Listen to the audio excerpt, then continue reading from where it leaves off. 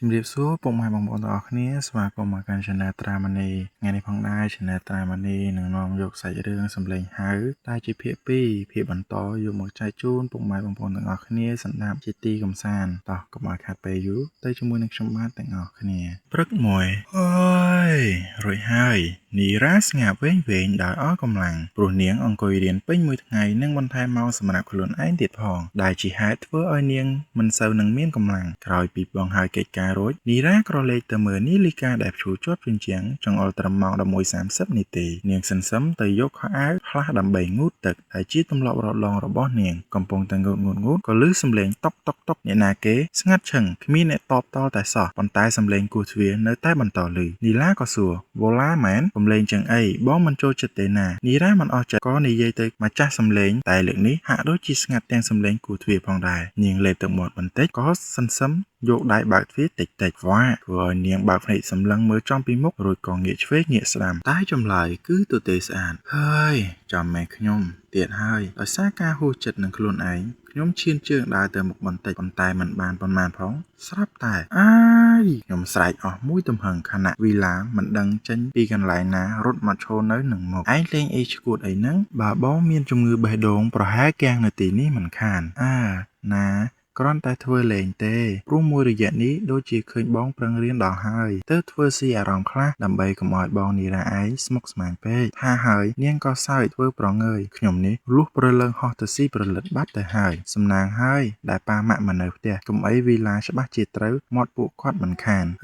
លើកលែងឲ្យម្ដងតែហាមលេងលើកក្រោយចាលេងហ៊ានហើយបងស្រីកំពូខ្លាចពួកយើងក៏ទៅបន្ទប់រៀងខ្លួនព្រឹកឡើងថ្ងៃនេះខ្ញុំនិងវីឡាទៅរៀនដោយសពមួយពួកខ្ញុំដើរញាប់ជើងសឹងមិនជាប់នឹងដីបងមើលទៅពួកគេថ្ងៃនេះដូចជាចម្លែកម្លេះវីឡាគិតដូចបងអត់ខ្ញុំសួរវីឡាថាក៏ដូចគ្នានឹងអ្នកដតីដែរពួកគេចូលសម្លឹងតែខ្ញុំហើយបើដើរពួកគេដើរហាក់ដូចជាគ្មានវិញ្ញាណនៅនឹងខ្លួនមានអីទេវីឡាឆ្លើយតបមកវិញព្រមជាមួយនឹងទឹកមុខស្រពោនមួយសន្ទុះក្រោយមកអ្នកគ្រប់គ្នាចូលក្នុងហើយក៏មានវត្តមានលោកគ្រូមកដែរប៉ុន្តែគាត់មិនបាននិយាយអ្វីឡើយគាត់ចាប់ផ្ដើមសរសេរលើក្តារខៀន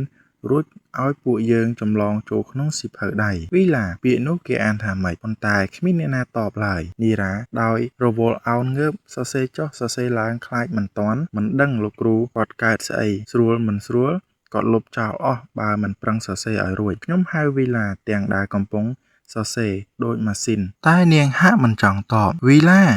ខ្ញុំងាកទៅមើលនាងនឹងហៅតែវាបង្ហាញឲ្យឃើញថាមនុស្សដែលខ្ញុំអង្គុយជាមួយមិនមែនជាវីឡាឡើយដែលមុននឹងជាវីឡាសោះនឹងទេវាមិនអាចទៅរួចទេក្នុងរយៈពេលខ្លីពួកនាងមិនអាចបដូរកន្លែងអង្គុយលឿនអញ្ចឹងទេក្រឡេកមើលទៅជុំវិញខ្លួនទាំងអារម្មណ៍តក់ស្លុតឃើញថាមិត្តរួមថ្នាក់ទាំងអស់គឺពុំសូវមានវត្តមានសំបីតែលោកគ្រូអំបញ្ញមិញក៏មិនឃើញដែរតើពួកគេកំពុងលេងសើចនឹងខ្ញុំឬដោយសារឃើញថាអ្វីបដូរគ្មានសល់ទាំងបន្ទប់រៀនមានសភាពចាស់ទ្រុឌទ្រោមមិនដឹងសាងសង់ពីឆ្នាំណានាងជានរណាទីនេះជាកន្លែងណាខ្ញុំសួរនារីម្នាក់នោះដែលនារីម្នាក់នោះកំពុងឈ្ងោកសរសេរឯកសណ្ឋានរបស់នាងស្លៀកពាក់មានសភាពចាស់និងមានប្រឡាក់ឈាមថែមទៀតផងរីឯសក់របស់នាងវែងបិទមុខចិត្តមើលមិនឃើញដូចមិនមែនសិស្សនៅទីនេះនាងមិនបានឆ្លើយនឹងសំណួរខ្ញុំទេបែរជាក្រោកឈរឡើងយឺតឃើញបែបនេះខ្ញុំក៏ទៅឈរនៅមុខក្តារខៀនព្រោះខ្លាចថាមានរឿងអ្វីមិនល្អកើតឡើងមកលើខ្ញុំនាងចាប់ផ្ដើមយកដៃ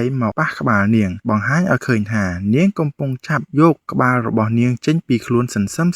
ខ្ញុំឈរមើលទាំងអារម្មណ៍ភ័យខ្លាចរីឯបេះដូងរបស់ខ្ញុំទៅលោតចេញមកក្រៅទៅហើយខ្លួនរបស់ខ្ញុំទាំងមូលញ័រទៅត្រើកហើយអ្វីដែលសំខាន់នោះគឺខ្ញុំដកជើងរត់មិនរួចពួកឯងចង់ឃើញណាស់មែនទេនេះគឺយើងហា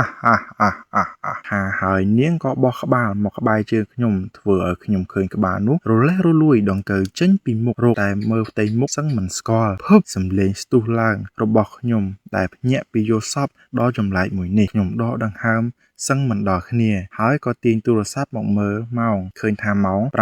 6:25 នាទីទៅហើយខ្ញុំស្ទុះចេញពីគ្រែគេងចាប់យកសម្លៀកបំពាក់ផ្លាស់ប្ដូរទៅសាលាធម្មតាបាទអ្នកទាំងអស់គ្នារឿងរបស់យើងគឺសុំស្លេះតែប៉ុណ្្នឹងហើយចាំជួបគ្នាភាគ3នៅវីដេអូបន្តទៀតហើយសង្ឃឹមថាពុកម៉ែបងប្អូនទាំងអស់គ្នានឹងរីករាយសន្តាប់ក៏ដូចជាចូលចិត្តនៅវីដេអូភាគ2របស់យើងខ្ញុំផងដែរហើយជាចុងក្រោយបងប្អូនទាំងអស់គ្នាកុំភ្លេចជួយចុច Subscribe ក៏ដូចជាចុច Like ដើម្បីលើកទឹកចិត្តដល់ពួកខ្ញុំធ្វើវីដេអូបែបម៉ោចលងភ័យរន្ធត់ចែកជូនពុកម៉ែបងប្អូនទាំងអស់គ្នាស្ដាប់លេងជាការកម្សាន្តនាពេលរាត្រីក៏ដូចជាកម្សាន្តអារម្មណ៍ចេញពីការងារដែលហត់នឿយអញ្ចឹងណាអូខេអរគុណច្រើនជម្រាបលាអ្នកទាំងអស់គ្នាចាំជួបគ្នានៅវីដេអូក្រោយ